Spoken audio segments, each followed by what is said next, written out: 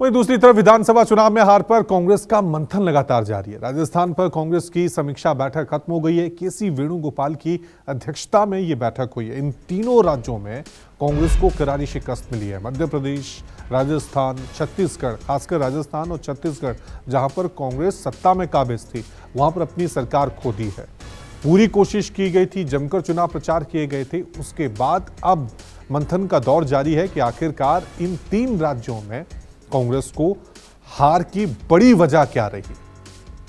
चलिए इस खबर पे और ज्यादा जानकारी के लिए सीधा रुक करते हैं हमारे पॉलिटिकल एडिटर रमन कुमार का। रमन, एक तरफ बीजेपी मुख्यमंत्री के नाम पर मंथन कर रही है, दूसरी तरफ कांग्रेस हार पर मंथन कर रही है। क्या इस मंथन से क्या निकला, क्या वजह रही हार की और आगे क्या रणनीति रहने वाली है अब कांग्रेस की?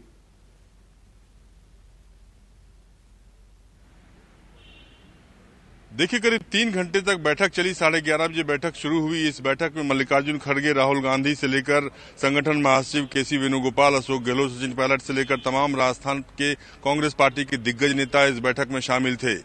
इस बैठक के खत्म होने के बाद जो मीडिया को ब्रीफ किया गया, उसके हिसाब से ये कहा जा रहा है कि 2024 के लोकसभा चुनाव की तैयारी अभी से पार्टी शुरू कर देगी और पार्टी ने आलाकमान को ये कहा है कि उनके वोट परसेंटेज में बहुत ज्यादा का अंतर नहीं दिखा है।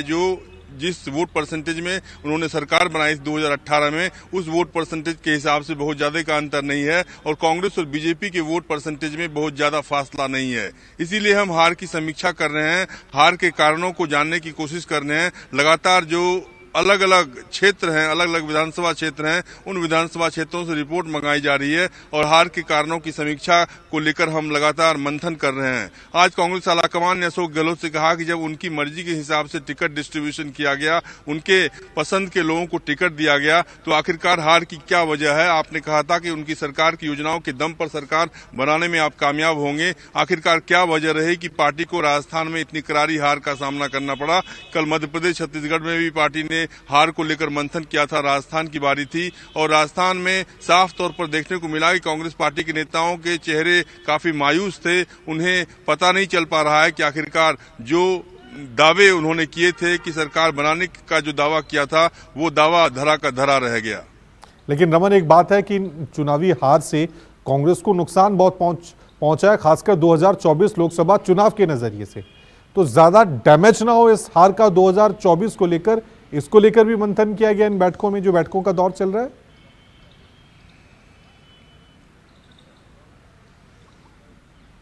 बिल्कुल, कल जो कांग्रेस पार्टी की बैठक हुई थी मध्य प्रदेश, छत्तीसगढ़ को लेकर, उसके बाद आज राजस्थान की बैठक हुई।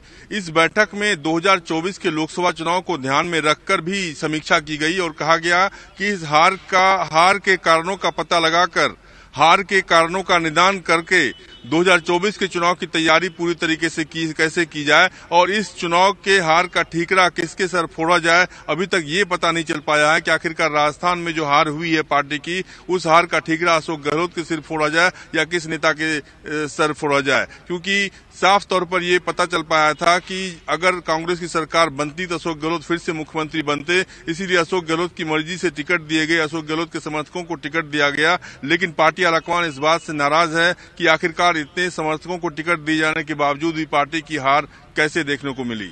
ठीक है, बहुत बहुत शुक्रिया रमन तमाम जानकारी के लिए।